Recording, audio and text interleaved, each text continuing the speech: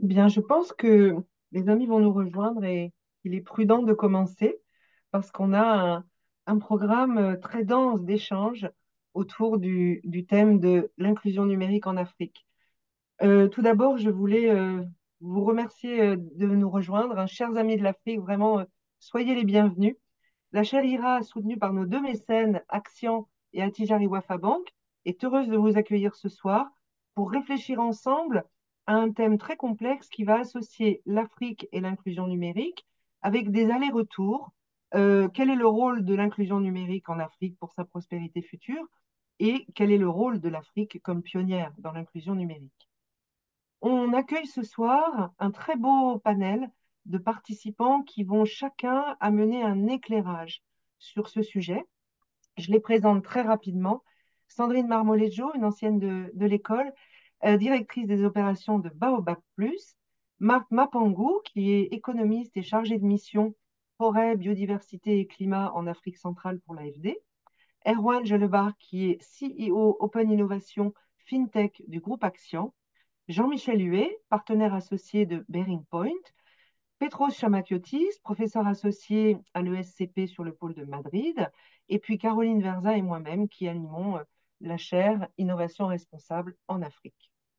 Alors, on va commencer peut-être par partir de vous, en fait. On s'est dit que c'était intéressant de voir ce que vous aviez en tête pour aborder ce thème, pardon. Alors, vous voyez l'organisation d'ensemble. On a prévu trois thèmes que je ne vais pas décliner maintenant. Chaque thème va être introduit par une mini vidéo. Ensuite, on aura un dialogue avec nos invités et puis une synthèse des questions du chat. Et pour commencer, comme je le disais à l'instant, on a prévu donc un petit nuage de mots par WooClap pour savoir bien, voilà, qu'est-ce que vous avez en tête en termes d'inclusion numérique. Donc, si vous voulez bien rejoindre le sondage, vous avez le QR code. Je pense que c'est ce qu'il y a de plus efficace. La question est très simple. Quel mot associez-vous à l'inclusion numérique?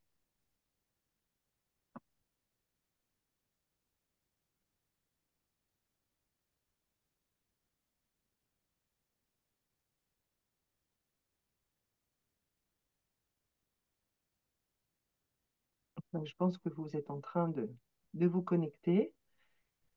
Je ne sais pas si on peut faire apparaître le nuage de mots en train de se construire.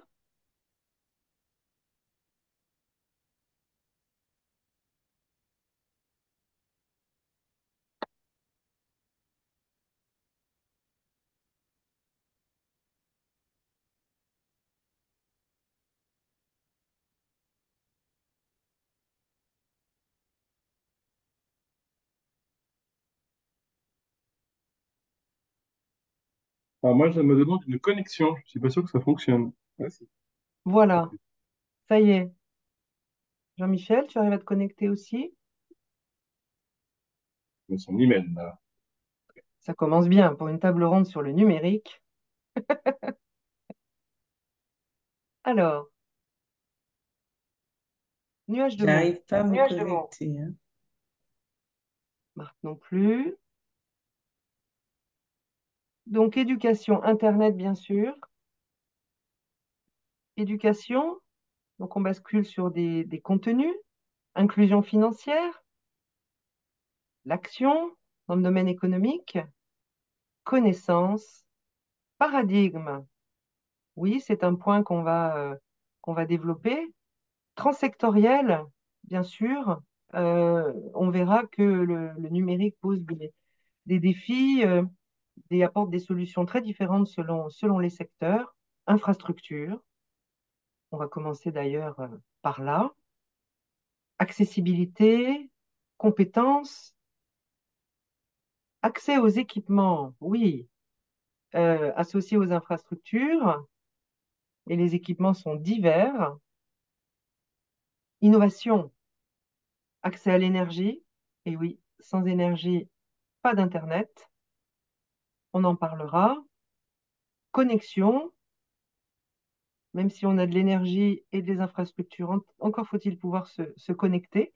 Et les territoires peuvent poser des spécificités, ont des spécificités différentes. Inclusion, et notamment inclusion financière.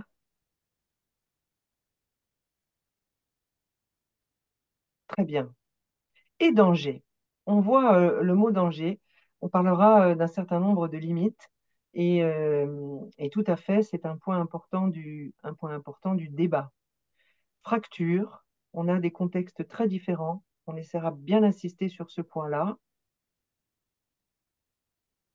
Les risques, qui sont de nature diverse. Et le fameux smartphone, qui est l'équipement le plus élémentaire pour que chacun puisse accéder au numérique. Très bien. Bien, merci pour votre contribution. Alors moi, je voulais très simplement, avant qu'on commence l'exploration du premier thème, définir rapidement le lien entre inclusion numérique et innovation durable.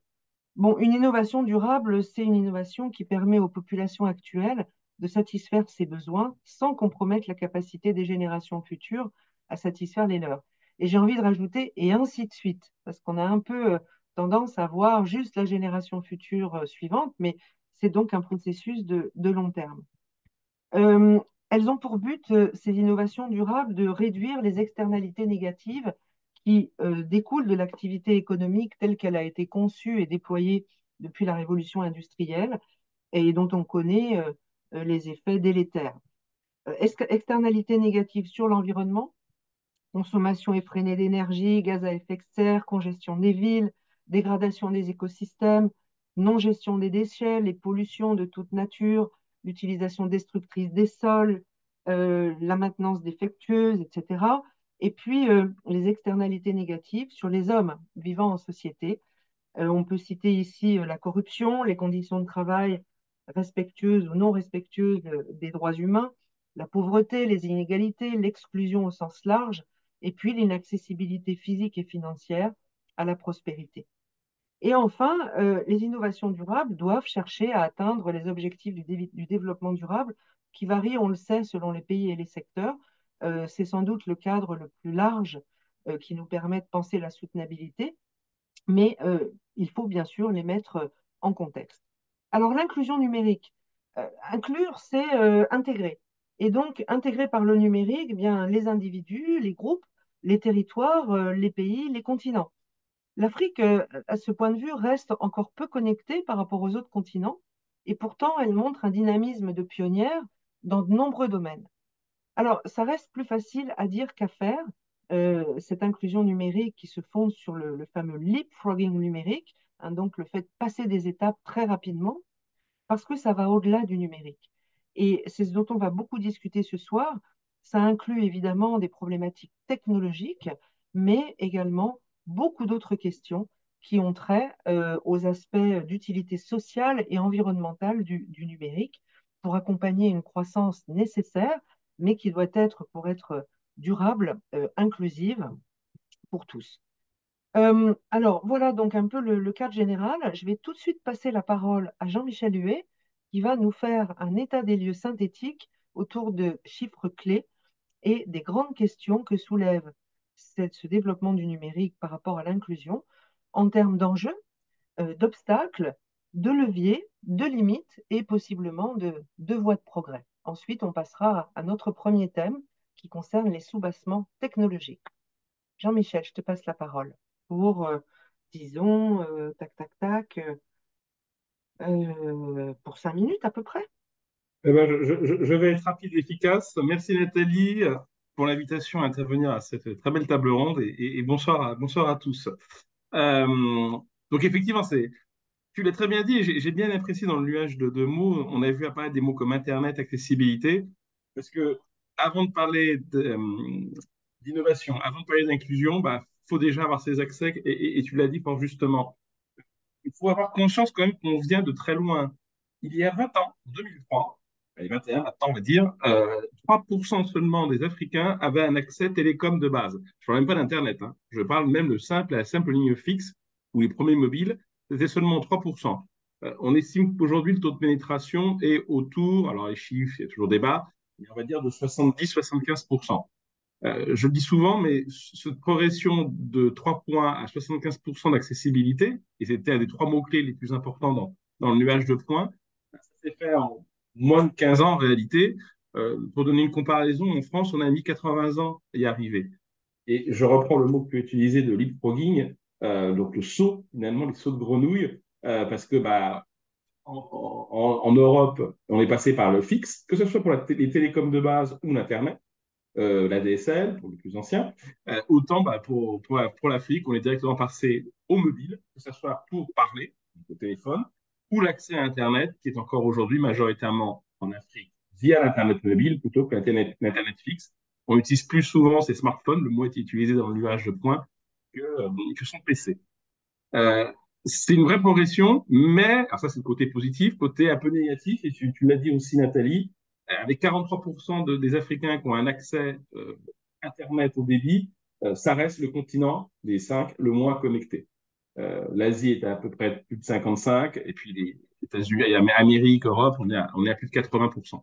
Donc, ça reste quand même en queue de peloton, et avec une égalité qui est très forte d'un point de vue géographique.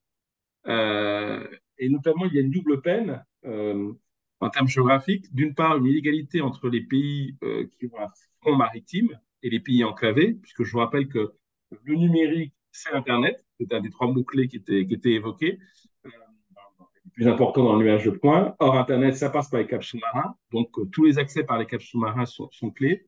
En Afrique, la spécificité qu'il y a beaucoup de pays enclavés. Et contrairement à l'Europe, ou en tout cas à l'Europe de l'Ouest, eh bien, des fois, les relations entre pays sont tendues. En Europe, la Suisse est un pays enclavé. Il n'y a pas trop de problème avec la France et l'Italie. Il y a d'autres discussions pour certains pays enclavés, sachant que le cas le plus caricatural, c'est Djibouti et l'Éthiopie. Djibouti, c'est 800 000 à 1 million d'habitants. La ville, l'une des 5 villes les plus câblées au monde, j'ai bien dit au monde. Il y a 13 câbles sous-marins qui arrivent à Djibouti. La ville la plus câblée de France, c'est Marseille, avec 4 câbles sous-marins. Et derrière, c'est l'Éthiopie. À ce jour, même s'il y a des discussions avec la Somalie, pas de front maritime, et c'est 100 millions d'habitants. Et puis la deuxième inégalité géographique, elle est au sein des pays, entre zones urbaines et zones rurales. Mieux vaut habiter dans les villes pour avoir un accès à Internet, et notamment Internet au débit, pardon, parce que c'est là où, bien sûr, les opérateurs investissent, parce qu'il y a une densité de population plus grande. Donc c'est aussi un enjeu important d'être dans les villes. C'est plus facile qu'être dans les zones rurales. Je dirais une double peine, voire une triple peine. C'est à la fois l'accessibilité en termes télécom, en termes de réseau, donc d'Internet, mais également l'accessibilité liée à l'énergie, parce que c'est aussi en zone rurale qu'on a le plus souvent des coupures d'électricité. Or, on peut faire tout ce qu'on veut dans le numérique, s'il n'y a pas d'électricité, c'est comme les télécoms, s'il n'y a pas les deux, ça ne marche pas. Donc, double importance des réseaux télécoms d'un côté et des réseaux numériques de l'autre.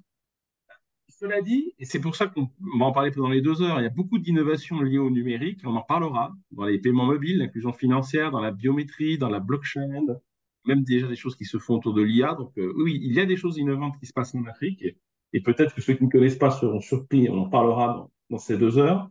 Euh, et surtout, le numérique permet de combler un certain nombre de défaillances en termes d'infrastructures du continent africain. Défaillances en institutions, en moyens, en infrastructures. Et un chiffre, je pense, résume très bien la situation.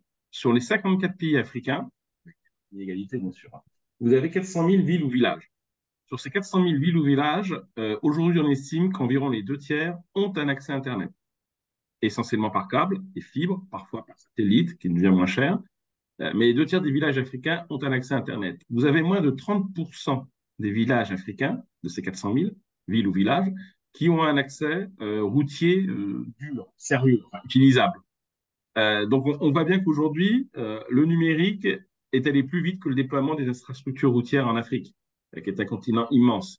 Ça veut dire que pour certaines personnes, finalement, échanger via Internet, via les télécoms, c'est plus facile qu'en utilisant les routes, qui des fois n'existent même pas. Et je pense que ce chiffre résume assez bien une dimension importante, c'est effectivement en termes d'infrastructure, en 20 ans, il y a véritablement un effort colossal qui a été fait dans ce domaine. Alors, je pense qu'on va le voir au cours des 2 heures, et puis je vois déjà que mes 5 minutes sont écoulées. Le sujet est tellement riche que ça va très vite. Mais on va voir qu'il y a plein de cas d'usage et plein d'applications dans l'inclusion financière, dans le domaine de la santé, qui est aussi un des domaines où ça va vite en Afrique et ça va loin en termes de télémédecine, avec des fois 10 ans d'avance avec des choses qu'on a pu voir en Europe. Et puis après, il y a des énormes défis. Alors là, les défis, on pourra en passer un quart d'heure. Infrastructure, de nouveau, l'accessibilité, c'était un mot-clé. Mais ce qui m'a marqué, moi, dans le nuage de points, c'est que les trois mots les plus importants, en volume, ça s'est arrêté. Internet, accessibilité, donc on en a parlé, donc c'est toute la dimension infrastructurelle. Et puis le troisième mot-clé qui est apparu, c'est éducation. Et pour moi, s'il y avait un défi, c'est celui-là. Parce qu'en réalité, le défi majeur du continent, on le sait tous, hein, dans les 20 ans qui viennent, ça va être de former 1,2 milliard de jeunes, les former pour la vie de tous les jours et les former pour qu'ils aient un emploi en bout de course. Hein, c'est comme ça aussi l'objectif de l'éducation. Très clairement, sans le numérique, on n'y arrivera pas. Et c'est pour ça que je dis que c'est peut-être, et c'est pas uniquement parce qu'on a une chaire, le SCP dans le secteur de l'éducation, mais très clairement, le défi absolu des 20 prochaines années de l'Afrique, c'est la formation de ce plus de milliard de jeunes qui va arriver. Euh, et sans le numérique, ce challenge sera impossible à relever. Bon, j'ai fait 6 minutes, excuse-moi. Il n'y a pas de souci. Merci Jean-Michel pour avoir posé ces bases et on voit bien d'un côté des aspects extrêmement positifs et puis de l'autre côté des défis très très très prégnants. Alors ce qu'on va faire, c'est qu'on va commencer par regarder les sous-bassements technologiques parce que tout part de là et on a une petite vidéo pour introduire ce thème. On y va. Africa is thinking big on digital transformation, and the time for growth is now. When the pandemic accelerated digital adoption, it showed the importance of connectivity and exposed a growing digital divide. A class of people have been left behind, lacking access, opportunity, and skills. Africa's digital needs for people, businesses, and governments became painfully evident. Today, Africa's youth are trying to access better technology to achieve their dreams. But only 1/3 of Africans have access to broadband connectivity. The challenge is immense and the digital divide is growing. Together, let's unite for Africa's historic digital transformation. Our goal is to ensure every individual, business and government in Africa can be online by 2030. To reach that, countries will need to invest strategically in the pillars of the digital economy. We can concentrate our efforts and catalyze action. To promote inclusive and safe digital innovation across infrastructure, public platforms, financial services, business and individual skills. The time for action is now. The work ahead is ambitious and bold. Let's transform the way that people, businesses and governments work to fast-track economic transformation in Africa. What can you do to build a future-ready digital Africa?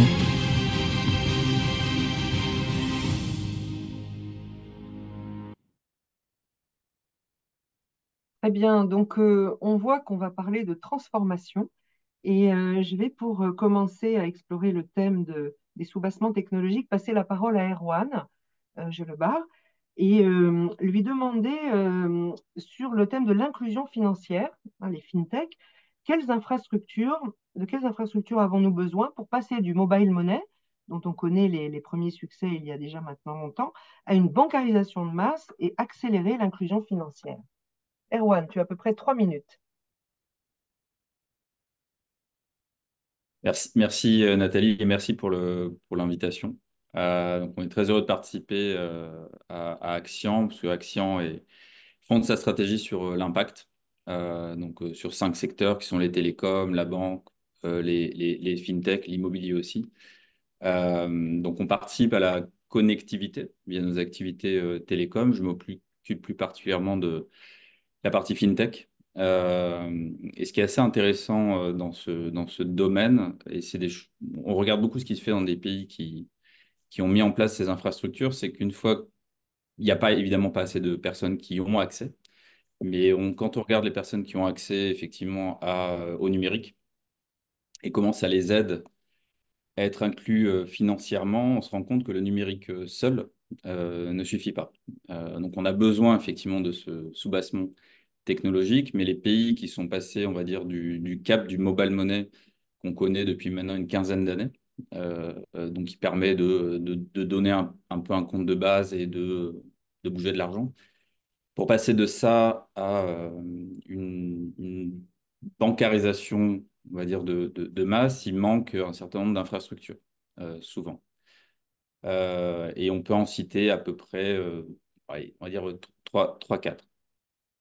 Il y a toute l'infrastructure autour de l'identité biométrique. Les mobile money, par exemple, ont commencé en faisant signer des formulaires papier pour donner des comptes aux gens. Donc, ça a fonctionné parce que les conditions d'entrée étaient simplifiées, c'était juste une pièce d'identité, pas de justificatif de revenus, etc., etc. Mais on ne pouvait pas juste prendre comme on le connaît dans certains pays, prendre son téléphone et ouvrir un compte, on va dire, depuis son canapé. Donc, une infrastructure autour de l'identité biométrique avec des bases de données nationales biométriques est extrêmement important. Ça se développe de plus en plus, mais c'est très important pour accélérer. Le deuxième, c'est qu'une fois qu'on a un compte, il faut pouvoir bouger de l'argent. C'est souvent le besoin qu'on recherche le plus. Les mobile money ont résolu une partie du problème, mais par exemple, on a plein de pays où les mobile money sont des écosystèmes clos. C'est-à-dire que par exemple, vous pouvez pas envoyer de l'argent qu'à l'intérieur d'un même opérateur, un même fournisseur de mobile money.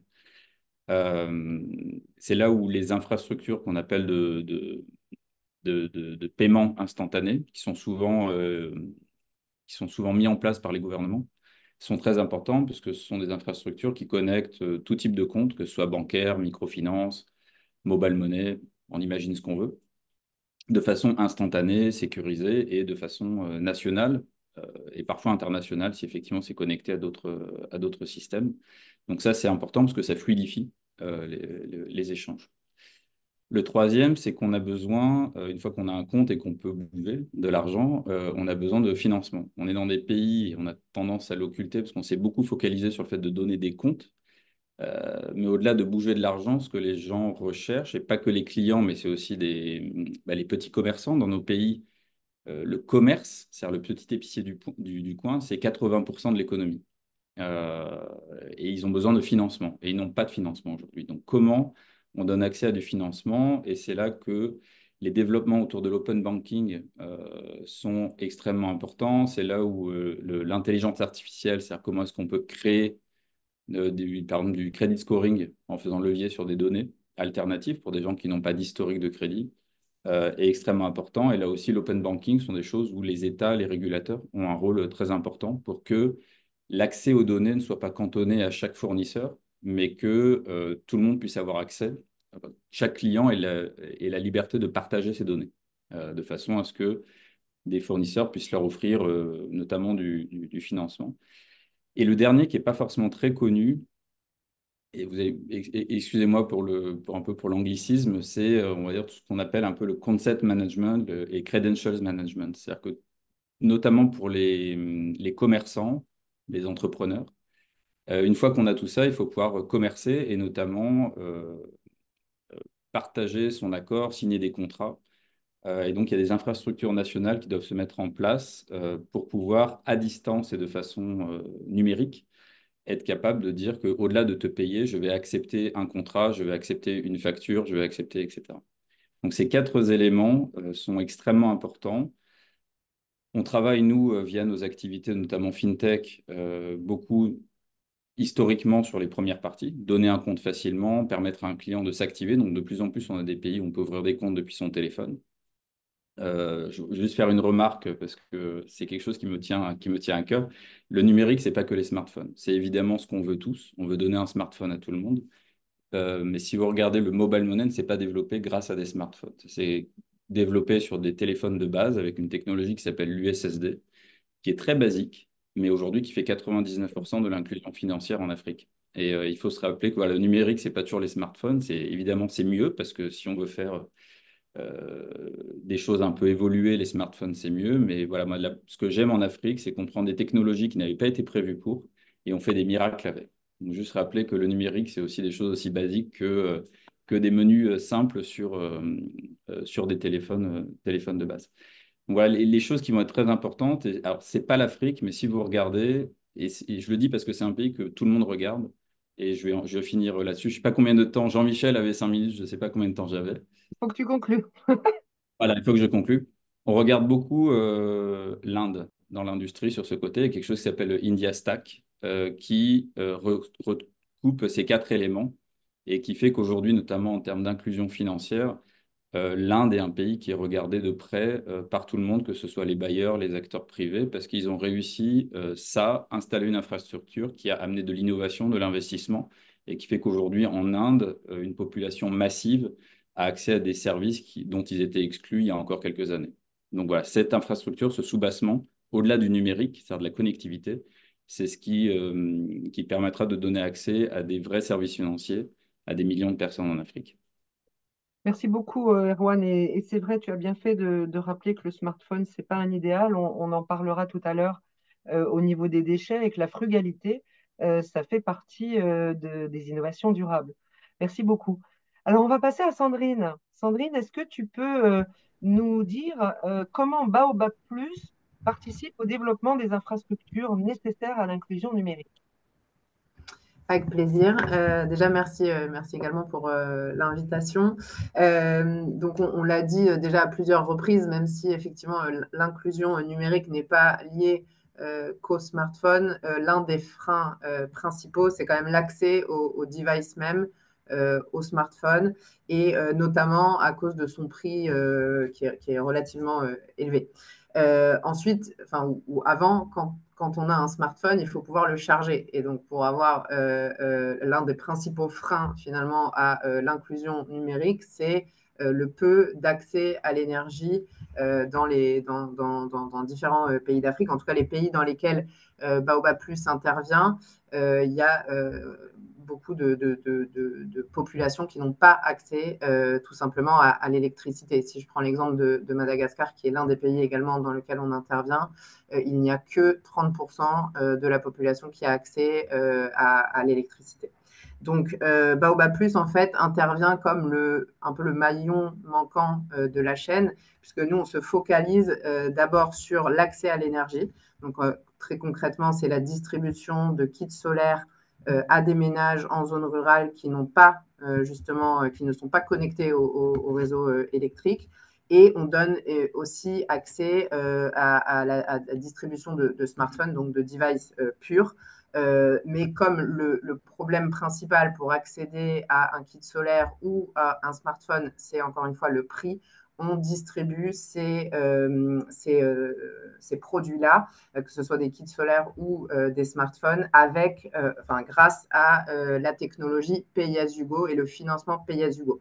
Donc, qu'est-ce que c'est que le financement Pay-as-you-go? C'est, donc, comme son nom l'indique en anglais, c'est que le client peut payer petit à petit. Donc, en fait, ils vont nous donner un dépôt initial qui représente environ 10 à 15% du prix total de ce que lui aurait coûté le smartphone s'il l'avait payé directement en entier, ou du kit solaire. Et derrière, il va nous payer sur 3 mois, 6 mois, 12 mois. Donc, ça donne le temps et la possibilité, du coup, à des foyers, notamment en zone rurale, puisque c'est le cœur de notre activité, de pouvoir avoir accès, voilà, à l'énergie, d'abord grâce à un kit solaire et ensuite à un smartphone, toujours avec ce financement en pay-as-you-go. Donc, Baobab Plus aujourd'hui est présent dans 6 pays en Afrique sur le continent. Mali, Nigeria, RDC Congo, Sénégal, Côte d'Ivoire et Madagascar. Donc, on a équipé à ce jour environ 380 000 foyers en kit solaire. Donc, on a donné accès à l'énergie à environ 380 000 foyers. Donc, c'était des foyers qui étaient totalement exclus du réseau électrique. Environ 200 000 smartphones également. Donc, c'est en ça que Baobab Plus participe à l'inclusion numérique en Afrique. Super, oui, effectivement, c'est cette idée de chaînon manquant, parce que quand on pense infrastructure, on pense toujours les grosses infrastructures, mais il faut ensuite avoir celles que l'utilisateur va avoir en main pour s'en servir. Merci beaucoup, Sandrine. Je vais passer à Jean-Michel, revenir à Jean-Michel. Est-ce que tu peux nous dire, dans ce contexte de développement des infrastructures, qu'est-ce qu'il en est de la problématique de la souveraineté numérique, et notamment des data centers? Bah, c'est un vrai sujet de débat sur le continent, de par les acteurs publics, parce qu'en fait, grosso modo, on estime que 15% des internautes dans le monde sont africains, sont sur le continent africain. L'Afrique n'a que 1% des data centers au monde. C'est pas non plus pour rien, parce que je vous rappelle, hein, pour des data centers, il faut être capable de les refroidir. Donc, c'est vrai qu'un environnement frais, c'est mieux. Et, et avec de l'électricité pour les faire tourner, bah, on sait que l'Afrique, c'est un double problème. C'est pas le continent le plus frais du monde. Et deuxièmement, par ailleurs, on sait que l'accès à l'électricité, un de nos intervenants à ces problèmes-là, est loin d'être le plus aisé et surtout avec beaucoup de coupures. Ou alors, il faut prendre des jerrycans d'essence pour compenser. Mais on revient sur l'aspect de durabilité tout à l'heure, c'est pas la meilleure solution.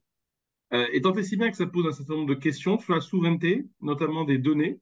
Parce qu'après, on peut très bien suggérer que des données soient dans d'autres data centers, hors d'un pays, voire hors d'Afrique. Mais c'est un sujet excessivement sensible aujourd'hui, tout comme le sujet de l'accessibilité plus globalement. Il y a eu quelques tensions, je pense par exemple, il y a un peu plus d'un an, entre le Congo, Kinshasa, et certains pays de l'Est par lesquels passent les données du Congo. Il y a eu toute une vague de rumeurs comme quoi le Rwanda et le Burundi passaient son temps à espionner les conversations des Congolais via leur propre data center. Donc, ouais, ça peut créer des tensions limites géopolitiques. Donc, c'est une vraie question et c'est une question que se posent effectivement beaucoup d'autres acteurs. La souveraineté numérique, pour moi, elle ne va pas uniquement sur la question de la data center. C'est-à-dire, c'est pas uniquement une question autour des infrastructures. Typiquement, d'ailleurs, Awan évoquait toute l'importance de l'identité numérique et de la biométrie. C'est un enjeu absolument clé aujourd'hui en Afrique. Et quand on parle par exemple des GAFAM et autres, en Europe, c'est une question par rapport aux impôts, par exemple. En Afrique, c'est une question liée à l'identité numérique.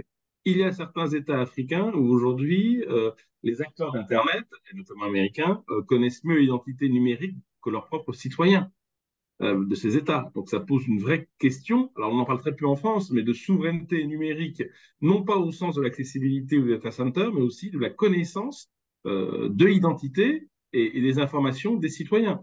Et ça, c'est une question qui prend de plus en plus d'ampleur. Et on le voit aussi dans le développement d'une régulation en Afrique autour de ces questions. Donc c'est un véritable enjeu, loin d'être facile à être réglé aujourd'hui. Et pour poursuivre, avant qu'on aille sur le second thème, le numérique, évidemment, c'est très bien, mais tu l'as dit, ça a des impacts environnementaux importants. Il faut de l'énergie, il faut de la chaleur. Et puis après, il y a aussi des déchets numériques. Est-ce que tu peux nous faire un petit point sur sur ce sujet? C'est toujours très compliqué de quantifier tout cela, parce que l'Afrique est à la fois le pays aujourd'hui, enfin le continent, pardon, le moins pollueur et qui contribue le moins à la problématique climatique, mais un de ceux qui en souffrent le plus. Il y a toute une zone, la zone Sahel du milieu, qui risque de devenir invivable dans quelques décennies, juste pour des raisons de chaleur. Il y a certains pays qui ont des problèmes côtiers, voire de disparition. Je pense notamment aux États insulaires africains. Enfin, c'est pas la seule zone au monde, mais eux sont menacés. Et le développement, effectivement, passe par le numérique, d'où mon sujet de ce soir de l'inclusion. Et on peut dire qu'effectivement, l'impact, alors je ne parle pas de biodiversité, qui est encore un autre sujet, mais l'impact typiquement climatique peut être encore plus fort si ce numérique se développe. Et d'une part, il y a le besoin de l'électricité pour le numérique, sinon bah, il n'y a pas de PC, pas de connectivité. Donc toute la question du mix énergétique des pays. Et on sait qu'en Afrique, il y a d'énormes inégalités entre les pays. Certains sont beaucoup moins que d'autres, mais c'est aussi le poids de l'histoire et des infrastructures. Et puis un point que Nathalie, tu as cité, qui est absolument clé, c'est la gestion des déchets. Aujourd'hui, l'une des grandes problématiques, mais c'est valable pour le numérique comme pour les motos ou autos ou bus électriques, c'est comment on gère ces fameuses batteries. Alors, c'est peut-être pas un sujet aujourd'hui, quoique ça commence sur les mobiles et les PC, mais c'est peut-être un sujet pour dans 5 ou 10 ans. C'est qu'aujourd'hui, on ne sait pas traiter de manière sérieuse le traitement de ces batteries, de ce déchet.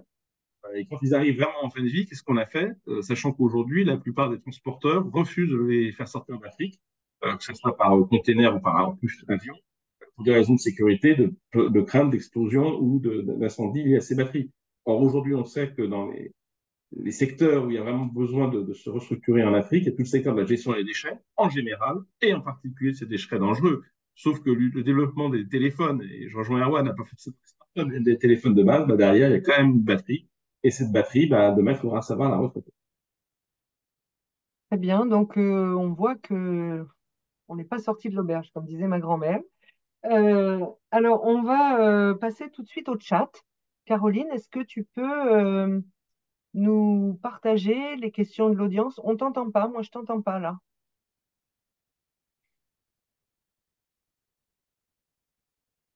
Non, je t'entends pas et pourtant, et je vois pas ton micro d'ailleurs. Ton micro s'affiche pas, ni ouvert ni fermé. Oups, ce sont les surprises du numérique.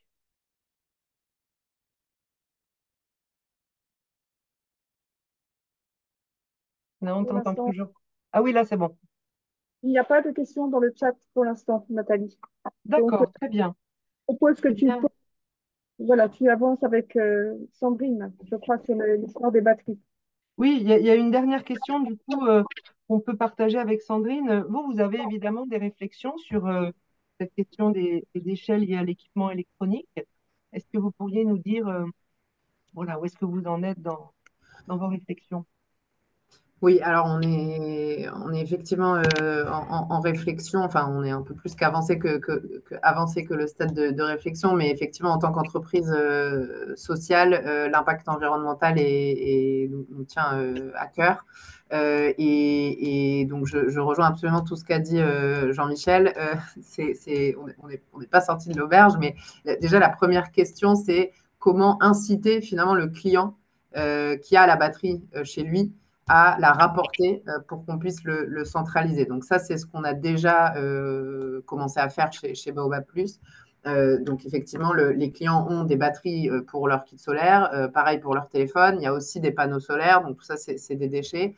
Donc nous, comme on a une approche en fait de vraiment accompagner le client selon ses besoins. Donc encore une fois, on commence par un kit solaire basique. On va plutôt évoluer vers un kit solaire avec peut-être une télé, pourquoi pas après un smartphone. Le client, finalement, est avec nous, a priori, si ça se passe bien, pendant un temps. Donc, pour l'inciter à rapporter en fait ses batteries, on a mis en place un processus de discount en fait sur le prochain produit pour vraiment que le client ait un intérêt à nous rapporter sa batterie ou son panneau solaire, puisque évidemment pour lui ça représente aussi un coût de transport que de nous ramener. Voilà. Ensuite, on a, donc je pense, ou alors on n'a pas trouvé, mais on n'a pas trouvé d'entreprise de recyclage de ces batteries dans les pays dans lesquels on intervient. En revanche, on a déjà des accords avec des entreprises qui collectent et qui trient déjà les déchets pour ensuite normalement les exporter vers des pays pour le recyclage. Et donc du coup, nous, on s'assure d'avoir ces entreprises partenaires déjà identifiées et donc on paye pour qu'ils viennent collecter nos déchets, batteries et panneaux solaires que nous, on aura centralisé au préalable dans nos différents pays. Là, on s'interrogerait aussi sur la responsabilité des fabricants de ces téléphones qui devraient probablement à un moment ou à un autre être un peu impliqués en termes de responsabilité. Ouais. Merci Alors, beaucoup, Sandrine. oui, juste pour un dernier aspect qui me semble important, nous, c'est, alors on le fait parce que ça nous tient à cœur en tant qu'entreprise sociale, mais aussi tout simplement parce que nos investisseurs, en tout cas pour la plupart, nous le demandent. Et là, j'aime bien souligner l'importance et la responsabilité aussi des investisseurs, des entreprises comme les nôtres, voilà, de pouvoir continuer à exiger ce genre de choses pour s'assurer que les entreprises le font réellement sur le terrain. Mhm. D'accord, merci beaucoup, Sandrine. Bon, ben, on va passer au deuxième thème qui va nous amener à discuter de l'inclusion numérique au-delà des technologies et à prendre en compte, en fait, dans notre réflexion, un certain nombre de contextes. Des contextes géographiques, pays enclavés, pays maritimes, des contextes socioculturels, des contextes sectoriels. Et on va voir comment, dans un cas tout à fait précis, pour l'entrepreneuriat féminin, l'inclusion numérique peut se déployer. Donc, on a un deuxième petit visuel qu'on vous partage. Le téléphone portable, objet de toutes les attentions lors de cet atelier de formation un peu particulier destiné aux femmes des communautés à la base. Ici, on forme sur l'usage utile de cet outil technologique et les opportunités qu'il offre dans le secteur économique. Consultante entrepreneuriale, Akuvi Honku milite en faveur des droits de l'homme et surtout du leadership féminin. Elle a mis en place ce programme d'appui pour accompagner les femmes dans leurs activités génératrices de revenus. En 2018, nous avons lancé le programme digital qui consiste à former les femmes des communautés à la base. Mais le constat est clair, toutes ces femmes ou bien la majorité a accès au téléphone et utilise WhatsApp qui est une application populaire. Pourquoi ne pas mettre WhatsApp là ou bien les applications populaires au profit de leurs activités génératrices de revenus? Avec cet appareil, on peut tout faire. Tu vois les modèles, tu peux poster ça en statut. Et les gens qui sont dans tes contacts, ils peuvent venir regarder les statuts, les modèles. Si ça les plaît, ils peuvent vous appeler pour leur livrer. Des astuces simples et efficaces sont donc enseignées aux femmes pour les aider à tirer profit autrement de leurs diverses activités économiques, grâce au numérique. Il y a les statuts WhatsApp, il y a la liste de diffusion, il y a les groupes qu'il faut savoir utiliser, créer d'abord et utiliser. Il y a les étiquettes qui facilitent vraiment la gestion de la clientèle aux femmes là qui utilisent. Et on n'a eu que de bons retours. Afi est styliste modéliste dans un quartier périphérique de Lomé. L'usage de son téléphone portable, avant, était limité à des appels. Mais aujourd'hui, avec la formation, son appareil lui sert de vitrine virtuelle pour exposer ses créations grâce notamment à l'application WhatsApp.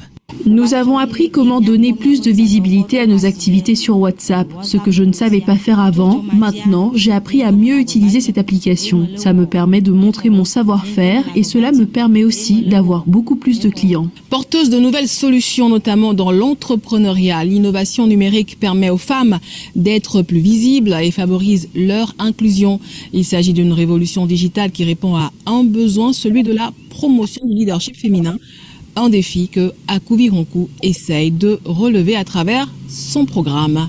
Amena Signon pour VOA Afrique, Lomé. Alors, on a dans ce visuel la promotion donc, de l'entrepreneuriat féminin dont on sait bien en Afrique qu'il est d'une part déjà beaucoup plus développé qu'ailleurs et qu'il est porteur justement de développement futur très important. Mais l'inclusion des femmes entrepreneuses, ce n'est pas le seul souci.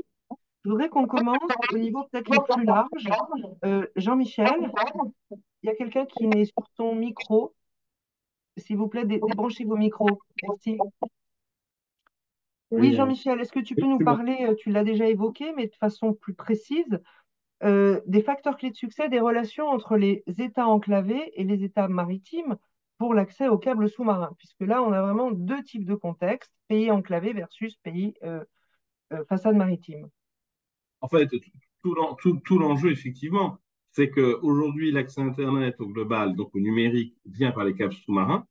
Alors, il y a un petit peu les satellites, mais ça reste encore assez mineur et encore assez cher, même si les prix ont été divisés par 10 en 2 ans et demi. Le satellite est surtout valable soit dans les zones côtières, typiquement, voire même au large mer, ou dans certaines zones où il n'y a pas la possibilité d'avoir des relais par antenne, donc des zones très désertiques, ou au contraire des zones très arborées, comme dans le delta du fleuve Congo. Mais sinon, pour le reste, effectivement, l'essentiel du numérique vient par les câbles sous-marins. Alors, quand j'ai les câbles, après les terminal stations, là où les câbles arrivent, après, c'est la fibre qui est déployée au sein des États. Mais on revient à cette fameuse question de la souveraineté numérique qu'on évoquait tout à l'heure. Il y a des États où c'est plus compliqué que d'autres. Ceux qui ont une façade maritime, c'est facile. Ceux qui n'en ont pas, c'est compliqué. J'ai évoqué le cas de Djibouti et Éthiopie tout à l'heure. C'est pas que pour ça, mais c'est pas pour rien aussi qu'actuellement, il y a une négociation entre l'Éthiopie et le Somaliland et la Somalie pour qu'un bout du Somalie soit rattaché à l'Éthiopie pour permettre à l'Éthiopie, c'est 100 millions d'habitants quand même, d'avoir un accès maritime. Bien sûr, il y a aussi la dimension portuaire, mais il y a aussi l'accès de plein droit et en toute autonomie aux données du numérique. Donc, c'est effectivement un enjeu. Mais encore une fois, ça, c'est d'un point de vue, je dirais, un peu géostratégique et macro. L'autre grosse inégalité géographique, ça reste encore entre les villes et les zones plus rurales, ce qui n'est pas neutre. Hein. Je rappelle qu'encore aujourd'hui, pour les statistiques de l'ONU, ça va changer d'ici 2-3 ans, la majorité de la population du continent africain est encore en zone rurale, pas en zone urbaine. C'est le dernier continent qui va faire sa transition urbaine, mais ça veut dire qu'aussi difficulté d'avoir accès à cette connectivité, et à la fois pour les deux mêmes raisons qu'on a déjà évoquées, hein, l'accès à l'électricité qui reste un problème, a fortiori en zone rurale, et puis une question de coût de déploiement des infrastructures, c'est plus économiquement intéressant c'est logique, pour les opérateurs de déployer de la fibre ou des réseaux mobiles en zone urbaine où il y a beaucoup d'habitants qu'en zone rurale, indépendamment même des questions des fois géographiques qui posent problème. Et même les pays où il y a des mises en place de services universels, bah, ça reste une certaine complexité parce qu'il y a aussi le fait d'amener même les équipements aux bons endroits. Donc effectivement, on voit que tout cela est aussi contrebalancé. Je rappelle un phénomène important, la taille du continent africain, c'est aussi une grande complexité. Merci Jean-Michel. Oui, on n'a pas toujours en tête la taille du continent africain. Pour poursuivre sur l'analyse des contextes géographiques, Sandrine, tu en as déjà parlé un petit peu, mais tu as parlé des freins et un petit peu des freins et des leviers, mais quels sont finalement les grands moyens que vous mettez en œuvre pour faciliter faciliter aux zones rurales l'accès aux smartphones et permettre l'accès au contenu? Parce que là, on va commencer à parler des contenus, en fait. Effectivement, donc comme je l'ai déjà plus ou moins dit, mais nous, en tant qu'entreprise du coup de distribution Pay as you go qui donne accès à l'énergie et donc au digital, on est aussi finalement dépendant en amont d'infrastructures digitales numériques, comme notamment le réseau téléphonique, puisque nous, notre technologie ne peut pas marcher sans réseau téléphonique, et donc du coup, on ne peut, par exemple, pas adresser certains villages qui sont non connectés au réseau électrique, donc qui, en soi, ont besoin de nos produits. Mais s'ils ne sont pas couverts par le réseau téléphonique basique, on ne peut donc pas les adresser. Donc ça, c'est un des premiers freins qui nous peuvent, qui est un frein au développement de notre propre activité. Ensuite, nos clients en Pay as you go nous payent par mobile money, donc on l'a beaucoup évoqué, mais souvent on est vraiment la première utilisation de mobile money pour ces clients-là en zone rurale. Donc nous, évidemment, quand on installe un kit solaire dans un foyer en zone rurale, on est obligé de s'assurer pour le paiement derrière que ces clients-là ont déjà un compte mobile money, et donc c'est souvent nous qui accompagnons le client pour ouvrir ce compte. Et juste pour une petite anecdote, donc quand on a lancé la distribution de kits solaires dans les villages. À l'époque, j'étais au Sénégal. Donc, on avait lancé, on était tout fiers. On était évidemment impatients de savoir si nos clients aimaient les produits. Et puis a priori, s'ils payaient, c'est qu'ils aimaient bien, qu'ils étaient satisfaits du produit. Et on avait plus de la moitié des clients à un moment qui ne payaient pas. Donc, moi, je ne comprenais pas. Je suis du coup descendue sur le terrain pour pouvoir effectivement faire du recouvrement de nos clients. Et donc, je m'attendais à ce que ce soit potentiellement un peu musclé, la rencontre avec du coup les clients qui ne payaient pas. Et en fait, ils nous ont accueillis à bras ouverts en nous disant « Ah, mais vous étiez passé où? On voulait vous payer, on avait l'argent, mais on ne savait pas comment en fait vous payer. » Donc, en fait, on a compris aussi qu'on avait totalement un rôle d'éducation des clients à l'utilisation du mobile money. Pour qu'ils puissent nous payer derrière, il fallait aussi qu'on puisse les éduquer, les aider à utiliser le mobile money. Et ensuite, troisième aspect très important, nous, notre technologie est basée sur une application en fait pour activer les lampes et les kits solaires et les lier aux clients. Et donc, tout notre réseau d'agents terrain fonctionne avec justement un smartphone et une application qui permet de donner accès à des smartphones, à l'installation des smartphones, des kits solaires, aux clients. Donc après, en termes de contenu, nous, on est surtout sur une population, nos clients sont principalement des agriculteurs. puisque en zone rurale.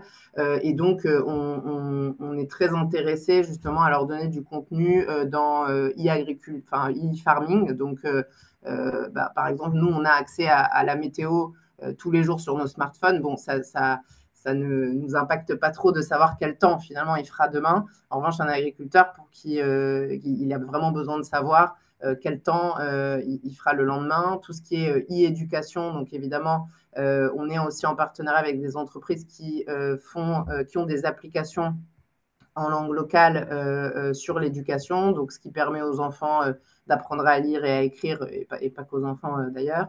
Voilà, donc nous, on n'est pas vraiment sur du contenu, nous, on est sur vraiment le financement du smartphone. En revanche, on a pas mal de partenariats avec des entreprises qui, elles, ont du contenu sur l'e-santé, l'e-agriculture et l'e-éducation.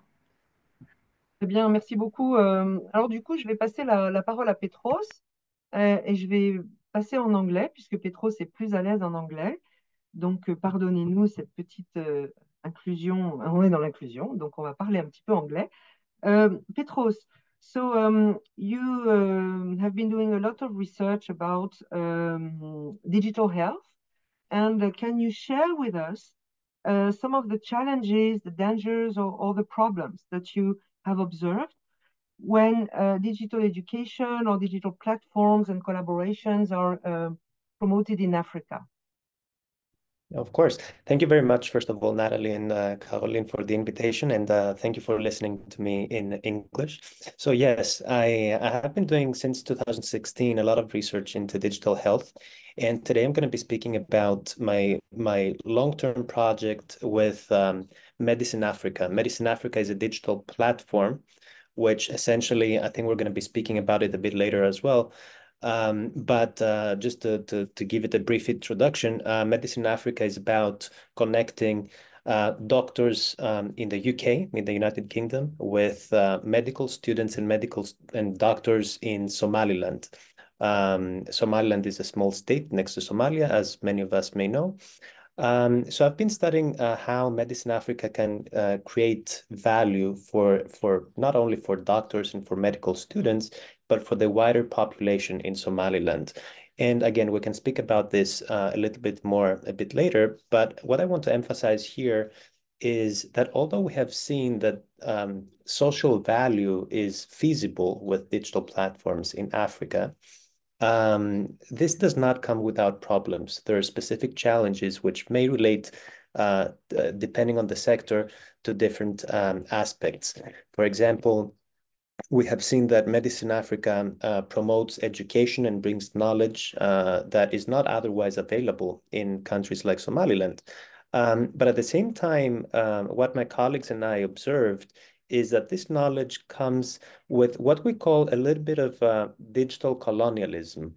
And of course, we all know the word colonialism, which, and Africa has suffered colonialism in the past. But in the case of digital platforms, we are not talking about colonialism with intentions of colonizing, but we're talking about elements of digital colonialism. What I mean is, although doctors transferred knowledge through digital platforms, through the Medicine Africa platform, they also made specific assumptions which kind of undermined the learning of the recipients, the Somaliland participants. One example could be the fact that there was an assumption that the problems facing the Western world, the global North, are the same as the problems facing the people of Somaliland. Or another typical example would be the fact that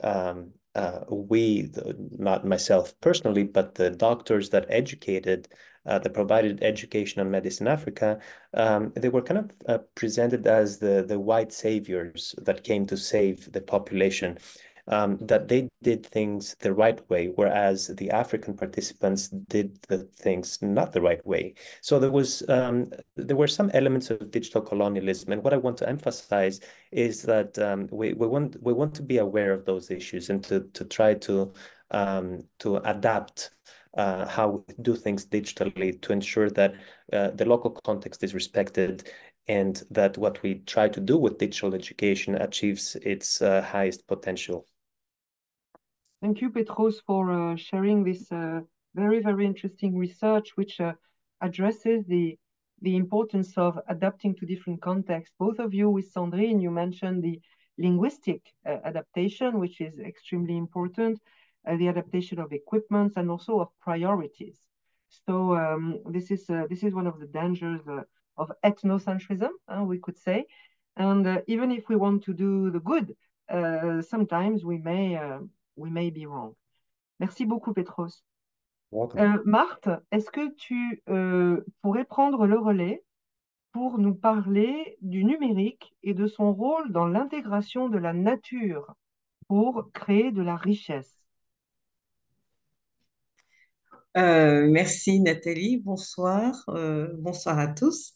Oui, avec plaisir, surtout que c'est intéressant pour moi d'entendre tout ce qui s'est dit depuis le début de la conférence, parce que dans le contexte des approches sectorielles pratiquées au Gabon, mais aussi de façon générale dans le bassin du Congo, qui est le contexte géographique que je connais le mieux, donc les pays de l'Afrique centrale, il y a un sujet qui est à la fois politique et économique, c'est celui de donner de la valeur à la richesse de notre biodiversité et des services écosystémiques associés. Alors, il y a cette dynamique au niveau international qui consiste à construire des indicateurs économiques qui intègrent la valeur de la nature, soit en termes de dépréciation du capital naturel lorsqu'on parle des externalités liées aux différentes productions, ou alors en termes de richesse, de ressources, lorsqu'on parle par exemple de la séquestration du carbone par les forêts. Or, il se trouve que historiquement, les systèmes statistiques dans nos pays sont très faibles, difficulté à collecter des données, difficulté à les traiter, difficulté à avoir des capacités techniques, logistiques, etc., pour aller sur le terrain, collecter les données et les traiter. Et c'est là que ça devient, que le numérique a toute sa valeur ajoutée, parce qu'aujourd'hui, il y a de plus en plus de bases de données en accès libre qui se construisent, qui sont disponibles, avec une possibilité de construire des proxys au moins pour que, même si nous n'avons pas de données statistiques parfaites, mais que nous puissions avoir de la matière pour aider à définir les indicateurs économiques associés. Alors, je vais donner un exemple, un exemple simple. Le Gabon, par exemple, est un pays exportateur de bois. Mais lorsque un mètre cube de bois est coupé, c'est la valeur du bois qui est coupé, vendu sur les marchés de bois, qui est comptabilisée. Mais tout le reste, parce que lorsque un arbre est coupé, il y a tout l'écosystème autour qui est affecté. Les animaux, par exemple, qui se nourrissent du feuillage et donc les habitats de ces animaux qui sont détruits derrière la coupe de la forêt, tout ça, ça ne peut pas être évalué, ça ne peut pas être comptabilisé. Du coup, quand l'État gabonais fixe des taxes pour l'exploitation forestière, il a du mal à intégrer toutes les valeurs de ces éléments qui n'ont pas de prix sur le marché. Mais pour que ces prix puissent être reconstitués, il faut créer des indicateurs et à partir d'inventaires, etc., etc. Et aujourd'hui, grâce aux plateformes numériques qui existent, il y en a de plus en plus, on peut retrouver des éléments qui correspondent à des écosystèmes similaires, par exemple en Amérique latine, etc., dans d'autres zones de forêt tropicale, qui nous permettent aujourd'hui de dire, ben, écoutez, sur 1 hectare de forêt du Gabon, on a, en plus de la valeur du bois coupé, telle valeur des services écosystémiques produits. Et donc, c'est des éléments qui peuvent être intégrés dans l'architecture macroéconomique et donc produire de la richesse. Voici. Merci Marc. J'avais 3 minutes. Super. Et je vais passer tout de suite à l'autre question qu'on souhaitait te poser. Le Gabon est un très grand pays exportateur de bois. Et où se joue le numérique pour assurer la légalité, en fait, de leur exploitation et la prospérité de ce secteur, mais tout en permettant le respect de la préservation de la forêt? Ben, le numérique a apporté une véritable révolution parce que depuis un peu plus de 30 ans, le Gabon a essayé tant bien que mal de développer des politiques d'aménagement forestier, donc d'exploitation forestière responsable. Et aujourd'hui, malheureusement, un peu moins de 10% des exploitants forestiers sont certifiés, soit certification FSC ou PFC en tout cas, ou même des certifications de légalité. Donc, pour les exploitants forestiers, il y a un sujet d'avoir du mal à maîtriser ou à s'investir réellement dans une production forestière responsable. Et qu'est-ce qui s'est donc passé grâce au numérique? Ben, c'est que simplement, l'État a réussi ou continue de travailler, c'est un processus qui est en cours, mais dont les résultats commencent à être visibles, c'est celui de établir la traçabilité des produits. Donc, depuis la forêt, le lieu où le bois a été coupé, jusqu'à son site de commercialisation. Par exemple, au niveau de l'Union européenne, hein, il y a le nouveau règlement bois qui est tel que ben, pour les produits pour lesquels on n'aura pas pu prouver la légalité ne pourront pas entrer dans le marché de l'Union européenne, qui est un des principaux marchés du bois gabonais. Donc aujourd'hui, grâce au numérique, on peut marquer un bois depuis la source et intégrer les éléments marqués dans une base de données qui est totalement transparente, ouverte d'accès aux personnes concernées, et de sorte que la grume de bois peut être bien tracée depuis l'endroit où il a été coupé jusqu'à son point de transformation et son point d'exportation. Et ça, c'est très important parce que, comme je vous disais, il n'y a que, pour ce qui est du Gabon, 10% des opérateurs qui sont certifiés et certifiés FSC, donc certification durable, et un peu moins de 50% qui ont une certification de légalité. Et souvent, on avait des fraudes massives parce que le marquage se faisait de façon manuelle sur des bordereaux et qui pouvaient après disparaître et voilà. Donc aujourd'hui, grâce au numérique, on donne un code à l'agrume, on donne un code aux planches ou aux autres produits transformés qui sont insérés dans une base de données que vous pouvez consulter, quel que soit l'endroit du monde où vous êtes. Et c'est une vraie révolution. C'est en effet tout à fait formidable. On parlera après notre pause de la manière dont on doit ensuite activer l'ensemble des parties prenantes autour d'un même sujet, et tu nous en diras plus donc dans un instant. Juste pour conclure sur ce deuxième thème hein, qui a trait à l'inclusion numérique au-delà de la technologie, Petros, est-ce que tu peux nous dire rapidement, can you tell us how we can ensure long-term sustainability of digital platforms? Of course, sustainability is a big issue nowadays. So I think that applies to digital innovations and digital transformation in general. I'm gonna give an answer based on my project with Medicine Africa, which might be very specific, but it may be relevant to other types of digital innovations too. So Medicine Africa was initially funded by UK organizations. And of course, that funding might stop at some point. So it's important for this knowledge transfer that Medicine Africa aims to achieve to be sustainable over time. although I said earlier that digital platforms may have this danger of creating elements of digital colonialism, at the same time, they might offer something very unique, which is that if we transfer knowledge through those platforms, then we can create knowledge hubs which are located in Africa. So that means that in the case of Medicine Africa, medical students and medical doctors in Somaliland may kind of take over and continue the education delivery on Medicine Africa, but without depending so much on the UK counterparts.